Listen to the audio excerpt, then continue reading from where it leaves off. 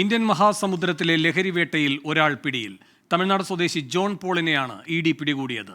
LTTE-ക്ക് പണം കണ്ടെത്താൻ ആയുധക്കടത്തിനും മയക്കുമരുന്ന് കടത്തിനും പ്രധാന പ്രതികൾക്കൊപ്പം ചേർന്ന് ഗൂഢാലോചന നടത്തിയെന്നാണ് സംശയം.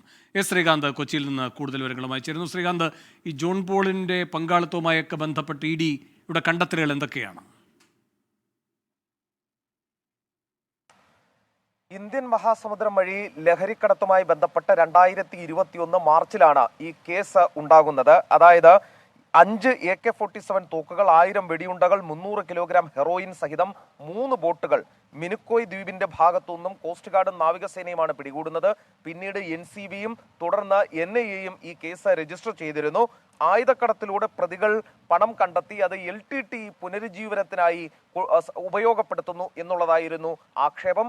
തൊട്ടു പിന്നാലെ ഈ കള്ളപ്പണം വെളുപ്പിക്കലുമായി ബന്ധപ്പെട്ട് ഇ.ഡിയും ഈ പ്രതികൾക്കെതിരെ കേസെടുത്തിരുന്നു. തുടർച്ചയായ സമൻസുകൾ ഈ ജോൺ പോളിന് അയച്ചെങ്കിലും ഇയാൾ ഒരു സമൻസിനോടും പ്രതികരിക്കുകയുണ്ടായില്ല. ഇ.ഡിക്ക് മുമ്പാകെ ഹാജരാവുകയും ചെയ്തില്ല. തുടർന്നാണ് തമിഴ്നാട് സ്വദേശിയായ ജോൺ പോളിനെ ഇപ്പോൾ ഇ.ഡി അറസ്റ്റ് ചെയ്തത്. അല്പസമയത്തിനകം ഇയാളെ കൊച്ചിയിലെ കലൂർ ഇ.ഡി കോടതി PMLA കോടതിയിൽ ഹാജരാക്കും. അതിനുശേഷം കസ്റ്റഡിയിൽ വാങ്ങി ചോദ്യം ചെയ്യാനാണ് തീരുമാനിച്ചിട്ടുള്ളത്.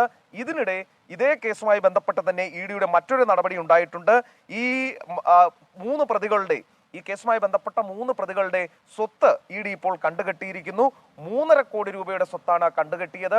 തമിഴ് വംശജരായ ശ്രീലങ്കൻ പൗരന്മാരാണ് ഈ കേസിലെ പ്രധാനപ്പെട്ട പ്രതികൾ.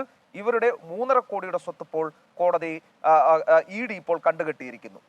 ശരി, എസ് ശ്രീകാന്താണ് കൊച്ചിയിൽ നിന്ന് വിവരങ്ങളുമായി ചേർന്നത്.